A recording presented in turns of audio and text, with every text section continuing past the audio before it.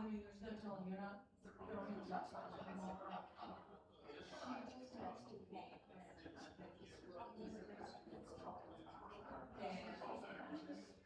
And she asked for both his funds.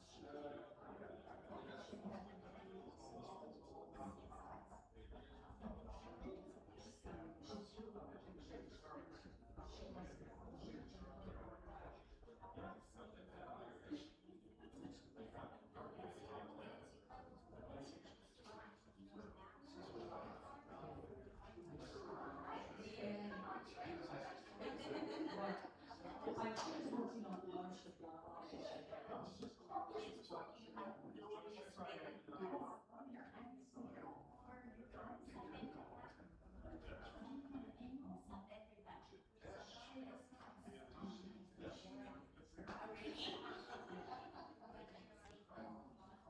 we need to find y'all.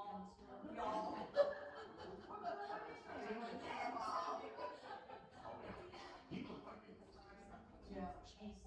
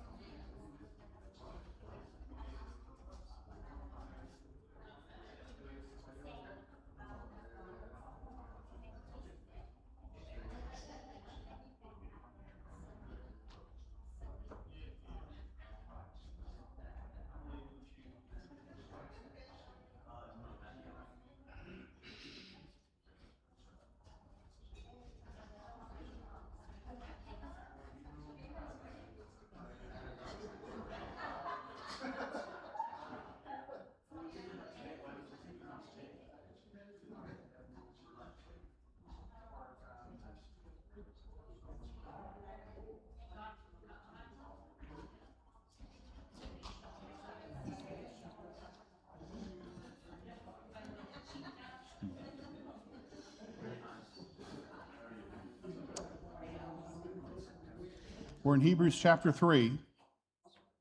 Hebrews chapter 3.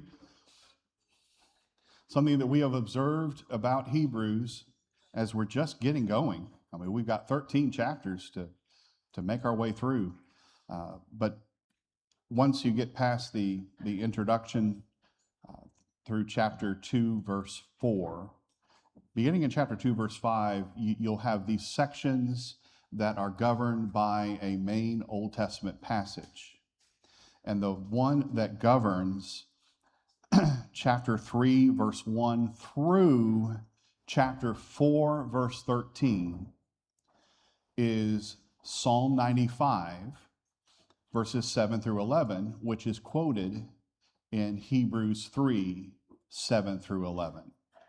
So let me say that again, because this is important for your future study of Hebrews.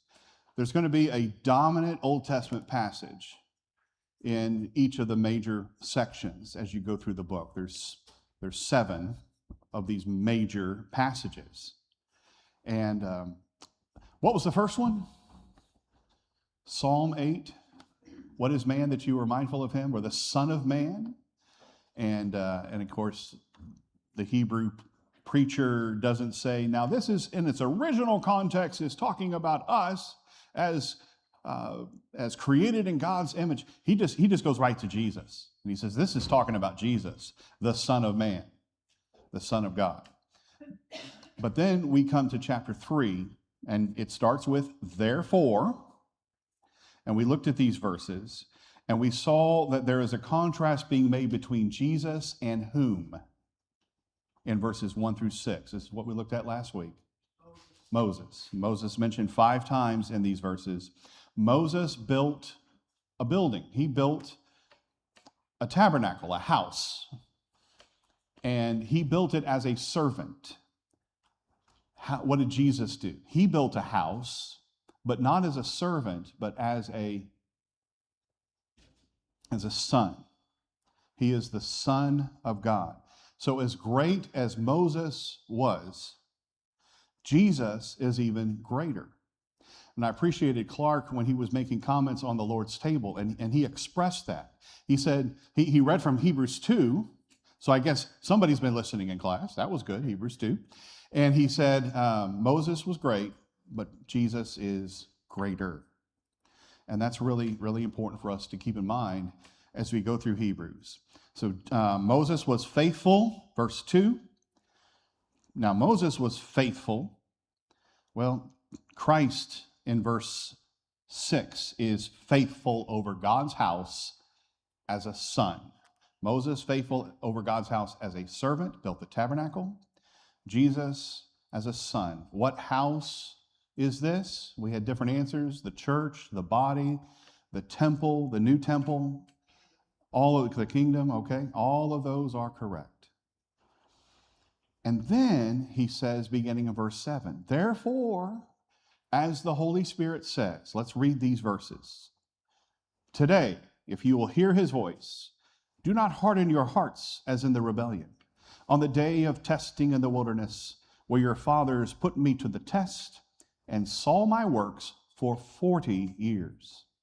Therefore I was provoked with that generation and said, they always go astray in their heart.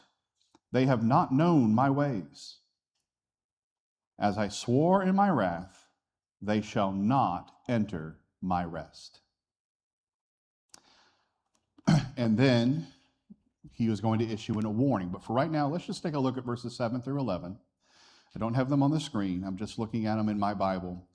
I want you to notice several key words that will be used throughout this section. Hebrews chapter 3, verse 1 through chapter 4, verse 13. I wish I could just say Hebrews 3 and 4, but we gotta mark that. But that's what we'll do. We'll just say Hebrews 3 and 4, understanding that the new section really starts in verse 14.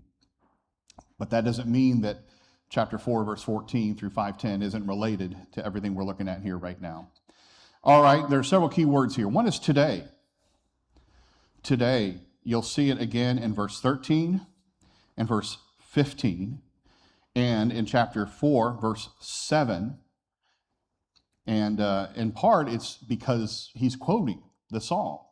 So today is a key word in this passage. If you hear his voice. Now, hear is already an important concept in Hebrews, isn't it? Because in the very introductory verses, he says, God spoke, but now he has spoken in his Son, and there's a big emphasis on listening to Jesus, and that will climax in chapter 12, verse 25. See that you do not refuse him who is speaking. So they're speaking and hearing here. Harden your hearts. That phrase will occur again in verse 13. So we'll talk about it there. Harden your hearts. And then at the end of verse 11, they shall not enter my rest. So what's going on here? And rest will appear several times as we get into this passage. Not today, but next week.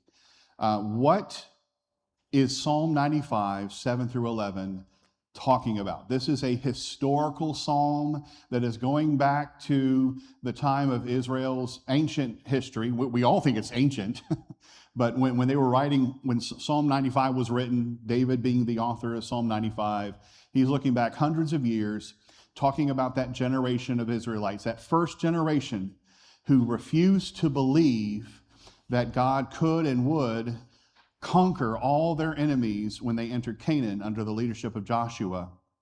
And how long did they wander in the wilderness as punishment? 40 years. So you see that in the quotation here. But they saw my works for 40 years. Well, they had to, because they were not going to enter the land. Now, what's the backstory behind that? About the whole issue with the land. Numbers 13 and 14. Do you remember that God had Moses select 12 spies, one from each tribe, and they went and spied out the land? And what was the conclusion of all 12? When they came back, they were in there for how many days, by the way? 40 days. They come back and say unanimously, oh man, this land is great. It does indeed flow with milk and honey. It's just incredible. But the people are humongous, and they've got chariots, and just, they got bazookas and tanks, and it's just, we can't do it.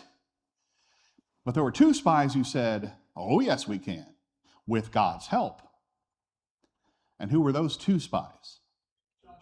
Joshua and Caleb. Joshua and Caleb. Who is the successor to Moses? Who leads them? Joshua. And Caleb, he was a crotchety old man. Jack would have really liked him. No, just kidding. He is the father-in-law of the first judge. And you read about that in the opening chapters of Judges. And man, this was a tough guy. And Othniel, you know how some of these guys are? There ain't nobody good enough to marry my daughter. Well, Othniel stepped up to the challenge. And so Caleb's a great guy. But he's not the one who led them. It's Joshua. But Caleb had tremendous faith in God too. As a result of the unbelief, as a result of them saying, well, we ought to just go back to Egypt, God had them wander in the wilderness for 40 years. That generation died off. And the second generation, they were the ones who were allowed under the leadership of Joshua to go into the land. All of that is important to the context of what we're looking at. Just reminding you, in case that's something we're a little fuzzy on. And so look at verse 9. Well, testing. Testing is also mentioned in verse 8. On the day of testing in the wilderness, where your fathers put me to the test. God mentions that a lot in Numbers, doesn't he? How they kept testing him these 7 times. So these verses are really important, especially verse 11. I swore in my wrath, they shall not enter my rest. That generation, that first generation of Israelites, did not enter that rest, with just two exceptions, Joshua and Caleb. So now we come to, well, I guess I should be keeping up with my PowerPoint. I've just got some simple slides, some simple points here. So hear the Spirit's voice tomorrow or next week. No, today. You need to listen today. And we're going to see that emphasized in this passage. So now this is a warning that he gives in verses 12 through 15. Take care, brothers and sisters, lest there be in any of you an evil, unbelieving heart. You know, he talked about Moses' faithfulness. Now he's saying you need to be faithful. You need to be believing, not unbelieving. And he mentions the word heart, leading you to fall away from the living God. All right, in Hebrews, there are 5 warning passages. The first one is Hebrews 2, verses 1 through 4, which says we've got to listen, lest we what? Lest we drift away. That was the imagery he used there. Hebrews 3, 13, and 14 are the second warning. I mean, really, you could say the whole section is, but take care. I mean, that sounds like a warning, doesn't it? Take care, lest there be in any of you an unbelieving heart, leading you to fall away from the living God. But exhort one another every day, as long as it is called today, that none of you may be hardened. Hardened by what? The deceitfulness of sin. It's not just sin, the deceitfulness of sin, but I mean, obviously sin. And then he says, why we shouldn't. And he says in verse 14, because we have come to share in Christ, if indeed we hold our original confidence firm until the end. As it said, and so he quotes Psalm 95 again, today, if you hear his voice, do not harden your hearts as in the rebellion. Let's talk about these verses together. In verse 13, he uses one another. One of the phenomenon of the New Testament is you have so many one another statements. It's not like these guys got together, I don't think, and said, hey, let's sprinkle some one another statements in our letters, okay? Got it? Great. It's just natural. It's just something that you see a lot. What are some of the one another statements that are made in the New Testament letters? Sir? That's the first one that comes to my mind because it is the most dominant. Love one another. Exhort one another. Forgive one another. Can you think of 2 or 3 more? Okay, do good. Serve one another. Pray for one another. Why am I mentioning these? To shamelessly plug, next month. On Wednesday nights, we are going to have a special study, 9 sessions on 9 one another passages. And the first one will be love one another.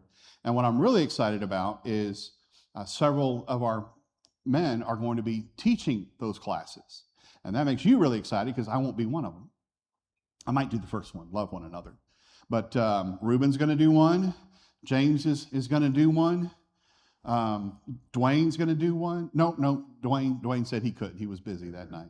Clark, several here. I'm really excited about that. We're going to look at those one another passages.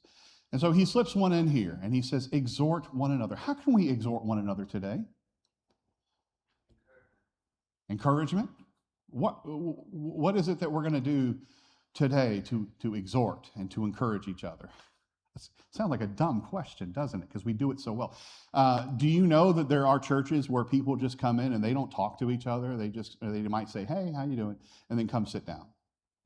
It's not even in the bulletin. I don't know how people already know, but you're well aware that my mother-in-law, Melanie's mother, passed away this morning. And she's running a little late. She's getting the kiddos and just kind of dragging along a little bit this morning. But I know you all will envelop her. We are heartbroken today. It's going to affect our day, saying some things and trying to be of comfort to the White family, Dave and Eve White. It's just heartbreaking.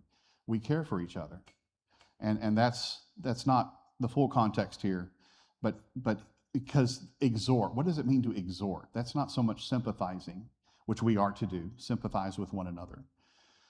But this is saying, hey, today, we got to hear his voice today, brother. We got to stay faithful, sister. We got to band together and help each other. And that is a major theme in Hebrews, really in the whole New Testament. And he says, why? Verse 14, for we have come to share in Christ. Is Christ exclusively mine? He's ours. As Peter will say, we are of like precious faith, and that binds us together. If indeed we hold our original confidence firm to the end. Are you going to need help to hold your confidence firm until the end? Your hope in Jesus. I got a head going over here. Yeah, I need help. I need encouragement. Being here this morning, right now, is a huge encouragement. We're going to have a great crowd this morning. We're going to lift our voices, and our singing is going to be great. I need that this morning. And you will be encouraging me. But he emphasizes today. Today. Why is it so important that we exhort one another and remind ourselves that today is the day of faithfulness? Because we're not promised tomorrow. That's a good answer. Rebellion. Do not harden your hearts as in the rebellion. That's mentioned in verse 8. Here in verse 16, he says, for who were those who heard and yet rebelled? Were they the riffraff? Were they really bad people? No, they were Israelites. It was all those who left Egypt led by Moses. And his point is, the generation that saw water turn to blood, that saw this plague of frogs, followed by lice, followed by all the other plagues, murder of the cattle, boils, didn't happen to them, happened to the Egyptians, hail, darkness. I mean, so thick you could slice it. You couldn't even see your hand in front of your face. The death of the firstborn, the opening of the Red Sea. They cross the Red Sea. They get in the wilderness. It's just a tremendous victory. They celebrate, and then they're out in the wilderness and they say, we're thirsty. Where's Chick-fil-A? They're just out there. What should they have said? We've observed this before. What should they have said after seeing the world superpower brought to its knees? What should Israel, out in the wilderness, what should they have done when they realized they're out in the middle of nowhere with no food or water? Pray to God. Pray. Maybe something like this. Thank you for your deliverance, and we're asking you to deliver us now. What do they do instead? They rebelled. Let's just go back to Egypt. At least we had food there. Well, did you forget about the murder of your sons? Did you forget about the slavery? And we do that when we are freed from sin, and then we start thinking, it sure was fun when I had all those friends, or whatever it might be that we want to go back to in our lives. Who were those who heard and yet rebelled? Was it not all those who left Egypt, led by Moses, with whom he was provoked for 40 years? Was it not with those who sinned, whose bodies fell in the wilderness over a 40-year period of time? And, verse 18, to whom did he swear that they would not enter his rest? Now, we've seen some other words already today, hardening hearts, but now we're seeing rest for the first time since verse 11, and it will dominate. In fact, why don't we just read through verse 5, chapter 4, verse 5, and we'll revisit here. But he starts saying, the verse I just read, verse 18, to whom did he swear that they would not enter his rest? But to those who were disobedient. Don't you be disobedient. So we see that they were unable to enter the rest because of unbelief. Therefore, while the promise of entering his rest still stands, let us fear. And then he says in verse 3, for we who have believed enter that rest. And then he quotes it in verse 3 as well as in verse 4. Rest, rest. Verse 8, he'll continue to talk about the rest. If Joshua had given them rest, whoever has entered God's rest is also rested. So rest is going to be a major theme, but we're not there yet. What can we learn from the disaster? So our little section here, verses 16 through 19, what can we learn from the disaster? As Christians today living in 21st century America, the year 2026, what is the warning that we need to hear in chapter 3? We too can have an unbelieving heart that is hardened by the deceitfulness of sin. Do you know people that's happened to? Are there people in your lives who were as faithful as they could be, but then something happened? These warnings that appear in Hebrews, they keep getting progressively worse. And the first one was saying, don't drift away. Don't drift away because you won't escape if you reject God's. I'm paraphrasing. But now what he's saying in verses 13 and 14 is you will not enter God's rest. You will fall away from the living God. You will see that language again in the last warning in Hebrews chapter 10. Dad, were you going to say something? Yeah, it might be a good time at this point for me to say that as I was reading through Hebrews, all of Hebrews, I do a computer search on the number of times if came up. It was 20. There are 20 times the word if comes up. You got that in the second paragraph of your text here. But 19 of those times talked about man's choice versus God's provision. Man's choice. And in chapter 3, it says, we are his house if indeed we hold fast our commandments. In verse 7, today, if you hear his voice. So it's our choice. If we stay on the beaten path of good, if we fall away, or if we choose. And so one of those times was God's provision. If you fall away, you will receive punishment. So the word if in this whole book is powerful. And that's what makes Hebrews different from a lot of the other letters. It is a sermon. Another one that has if a lot of conditional sentences is 1 John, which is also really a sermon. So I need to explore that further, but that's right. That's very good. So you've got these if statements because what is the preacher trying to get us to do? It's our choice. Yeah, see that it is our choice. So Israel saw the power of God on full display against the Egyptians. Now we see it through faith, the eyes of faith. We read about it in Exodus. We see the details that are there. And we continue to see throughout the Bible references to the power of God. It's all in the prophets, especially, it refers to God's outstretched arm. That's the language from Exodus. God's outstretched arm. When his arm is outstretched, great things are going to happen. Power will be on full display.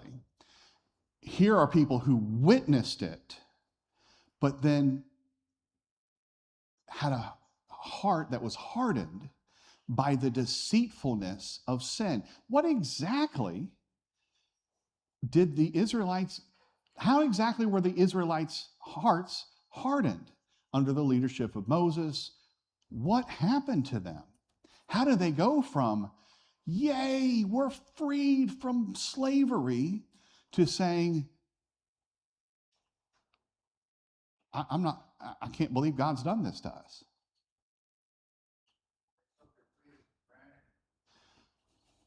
David, you need to do one of two things. You need to either come sit right here, or you need to talk louder, because I want to hear what you have to say. I love that. They took their freedom for granted. I mean, this is a generation of slaves. This is all that they knew. And now they're free, and they're saying, at least we had food back there. Now we have to go scrounge for it. Yes, sir. I think about it a lot because they witnessed a lot of the parables, and in the same breath they worshiped what he had. Right. Literally, very shortly after, and I don't understand. I can't reason with it. There's no understanding.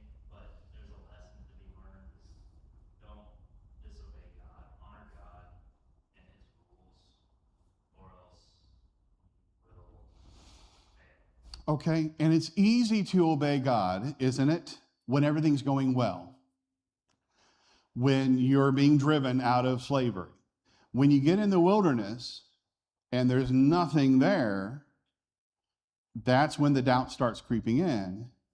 Is that easy? Is that an easy time to serve the Lord when everything's going badly? But we do it anyway. Why? Why do we indeed hold our confidence firm until the end? Why do we when the bottom falls out? What's your answer? Our trust in God. Is that an empty trust? What is it that makes you trust in God? I'll get you. Our hope in the promise. Our hope in the promise. We know God is there, that He loves us. What else makes us know that God will be there for us? Faith. Okay, what I'm getting at that I'm not getting, and I know you're going to agree with this, is because of what God has done in the past, helps us know with certainty that He will be there in our future. So faith is exactly right. But why do we have faith? Because we have seen what God has done in the past in Scripture. We have seen what He has done in our lives in the past, and we know what He will continue to. We know His promises, and we know what the future holds as long as He is in control. Yes, sir. Also in Romans, it's not just in Hebrews. Right. Romans 7, Paul is in a low place. He talks about, later on, wretched man that I am. And then he says, thanks be to God because of the power of the word. In verse 11, he says, sin, seizing an opportunity through the commandment, deceived me, and through it, killed me. So yeah. Paul is saying sin is deceitful as much as it can be. It got to me. And there's some debate if Paul's talking about himself in Romans 7. I tend to think he is. You agree? Well, in that case, I think he probably wasn't talking about himself. No, that's good. That's good. The parable of the sower, Matthew 13. That's where I'm going. Just for a moment, I'm going to Matthew 13 and talking about the deceitfulness of sin.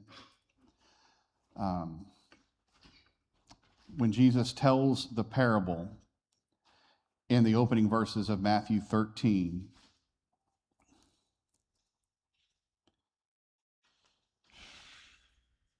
yeah, there it is. in verse 22. We'll just go to verse 22. As for the seed that was sown among thorns, this is the one who hears the word, but the cares of the world and the deceitfulness of riches. So it's not the deceitfulness of sin. I misremembered. It is the deceitfulness of riches choke the word, and it proves unfruitful.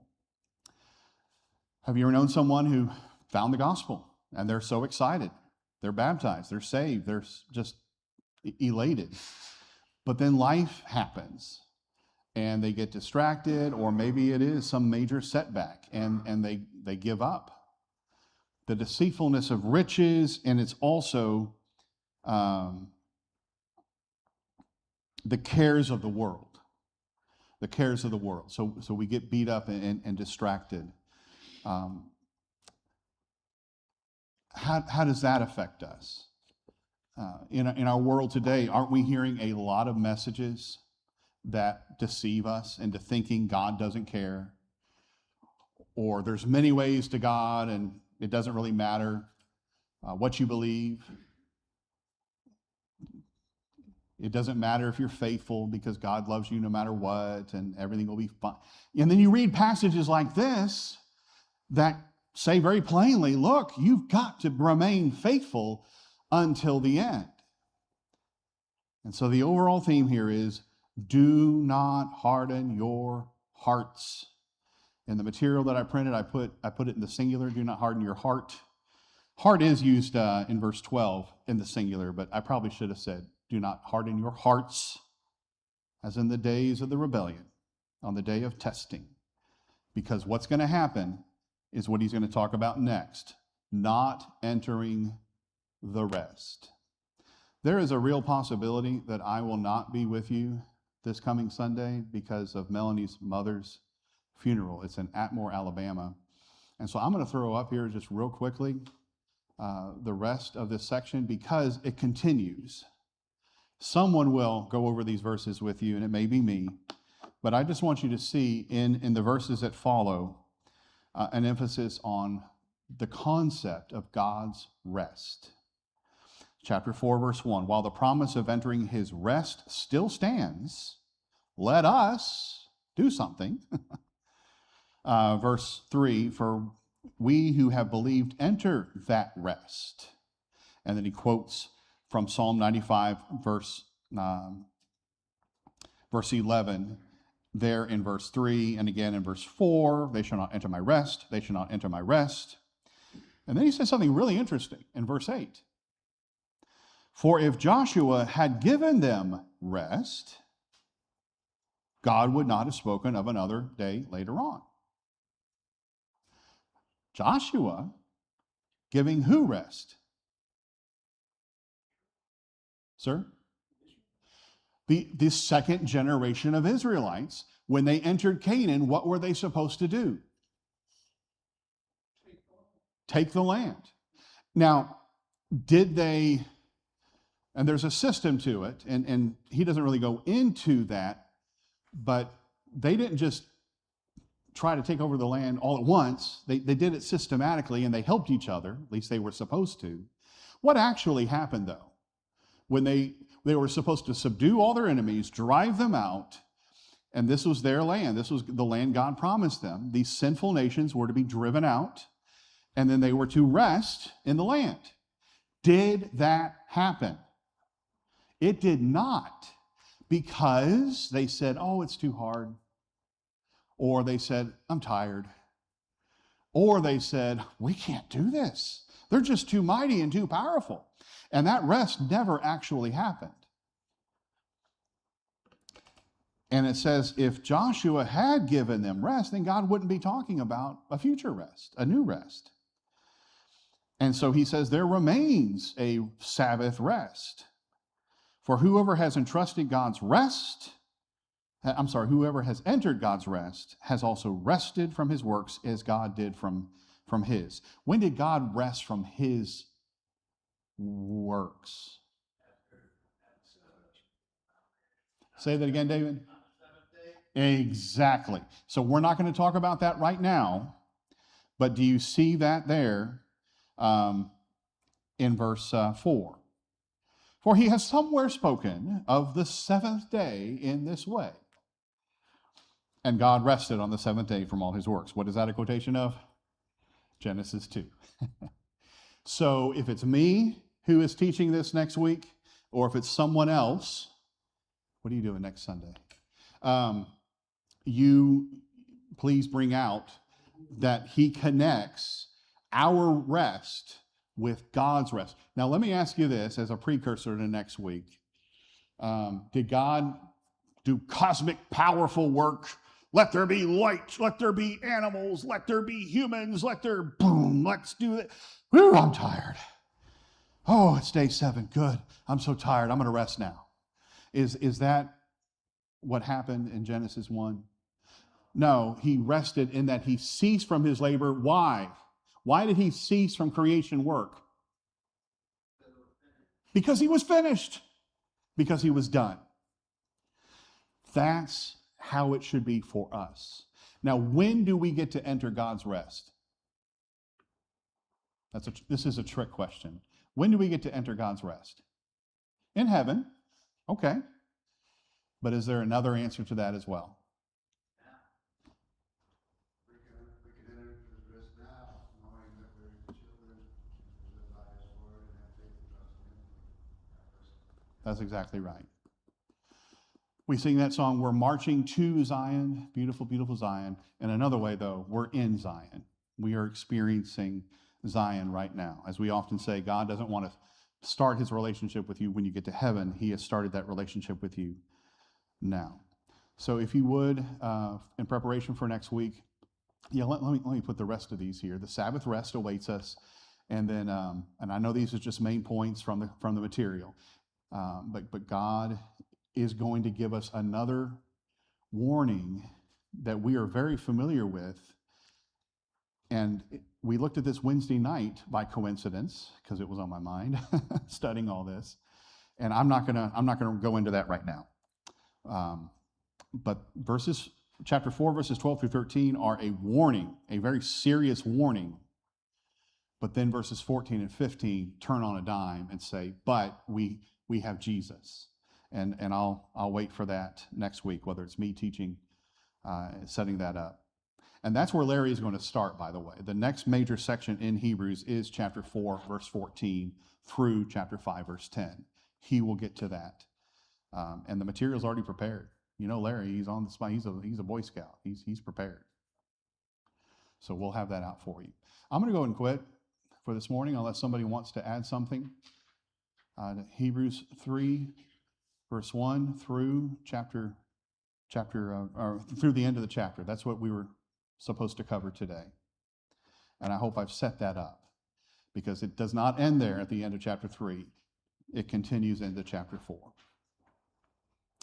Y'all, I know all of you are pretty overwhelmed with what's happened just in the last few days. And I hope we can find some comfort today in our worship. Thank you. Thank you.